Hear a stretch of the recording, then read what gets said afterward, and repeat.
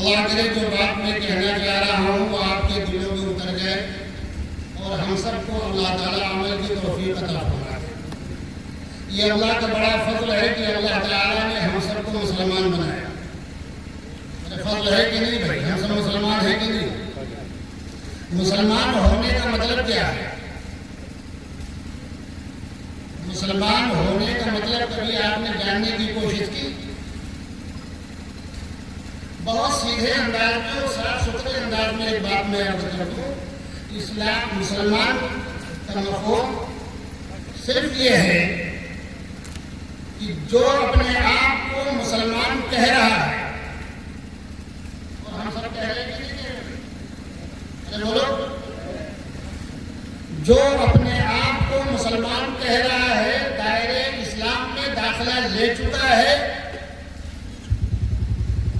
نبی آخری نبی حضرت رسول اللہ صلی اللہ علیہ وسلم کے دامن کے پکڑنے کا دعویٰ کر رہا ہے،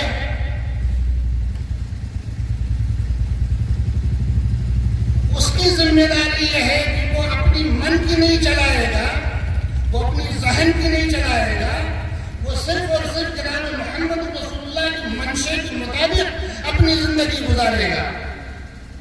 یہ ہے مسلمان کا دو ٹوک مفہوم۔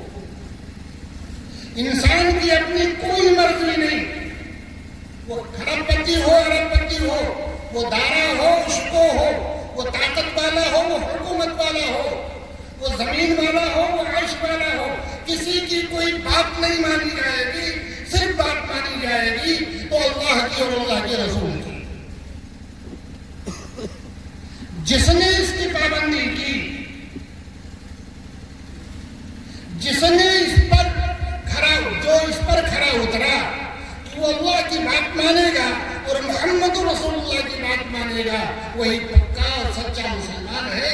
اللہ تعالیٰ اس سے خوش ہوں گے، نبی اس سے خوش ہوں گے، اور حوض کوثر میں اللہ کی عنایت ہوگی اور حوض کوثر سے وہ مستفید ہوگا، جنت میں اس کا داخلہ ہوگا۔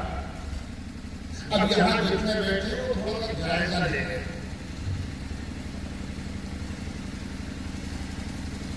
کہ ہماری زندگی کا رخ نہیں جناب رسول اللہ صلی اللہ علیہ وسلم کے طریقے پر۔ قرآن سیدھے سیدھے کہہ رہا ہے یا ایھا الذین آمنوا ادخلوا فی السلم کافہ، اے ایمان والو، اپنے آپ کو تم مسلمان کہہ رہے ہو، نبی کا چاہنے والا کہہ رہے ہو، نبی کا ماننے والا کہہ رہے ہو، اللہ کے ایک حکم کا اعلان نہیں کر رہے، اقرار کر رہے ہو، تو سنو، اللہ کہہ رہا تو سنو، یا ایھا الذین آمنوا ادخلوا فی السلم کافہ، پورے طور پر اسلام میں داخل ہو جاؤ۔ رات کو مسلمان رہو اور دن کو شیطان بن جاؤ، دن کو مسلمان رہو رات کو شیطان بن جاؤ، یہ نہیں چلے گا۔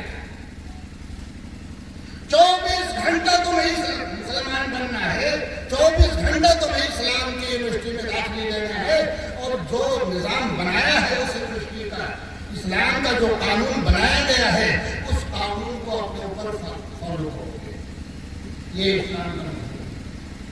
اب تھوڑا سا ہم جائزہ لے لیں۔ آج دنیا کے جو حالات بگڑے ہوئے ہیں، آج جو دنیا کے حالات بگڑے ہوئے ہیں، یہ کیوں بگڑ گئے؟ کیا وجہ ہوئی؟ ہم سمجھتے ہیں کہ حکومتیں خراب ہیں، حکومت میں ارباب حکومت کے افراد خراب ہیں، ان کا ذہن خراب ہو گیا۔ نہیں جناب، ہمارا ایمان ہے، آپ کا بھی ایمان ہونا چاہیے کہ خدا کی مرضی کے بغیر ایک پتا بھی نہیں ہل سکتا ہے۔ ارے ہلے گا؟ ارے ہل سکتا ہے؟ اللہ نے ظالم کو مسلط کیا، ہمیں مظلوم بنا دیا۔ یہ ایسا کیوں ہوا؟ آج سے 15 سال 20 سال پہلے ہماری مسجدیں غیر مسلموں کے بچے کے لیے شفا خانہ ہوتا تھا۔